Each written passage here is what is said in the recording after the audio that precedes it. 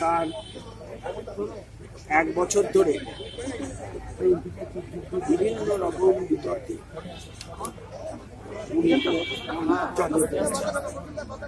সংগঠনের সঙ্গে তার কোনো রকম সম্পর্ক নেই। ফলে আমরা অনেক দেখলাম, অনেক করলাম।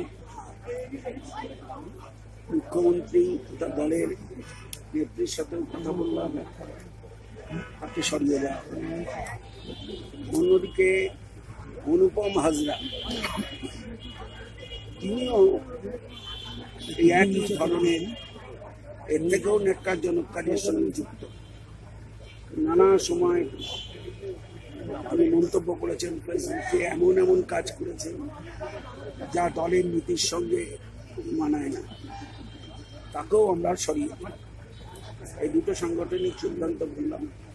আর নদিয়া জেলার আমি যেরকম থাকবো, আমার সঙ্গে অনুব্রত আর অভিষেক ব্যানার্জি থাকবে। আমার যদি দরকার হয় আমি তাদের উপদেশ দিতে আসবো বা মিটিং করতে আসবো, কিন্তু এখন যা আমার টাইট শিডিউল, আমি রোজই আসতে পারি।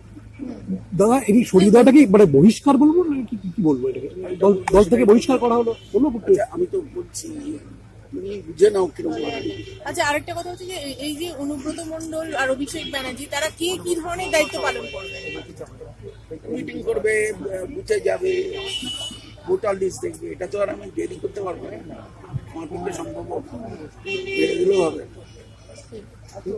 ওরা করে আমার সঙ্গে কথা বলবে। সাব ডিভিশনে বলেছি 4টে মিটিং করতে, 2টো আমি করে দিয়েছি। আরো যে 2টো আছে, যেদিন করবে আমি সেদিন আসবো। আর সৌমিত্র খান কি কোনো দুর্নীতির সাথে জড়িয়ে গেছিল? সেটা এই মুহূর্তে উচিত হবে না।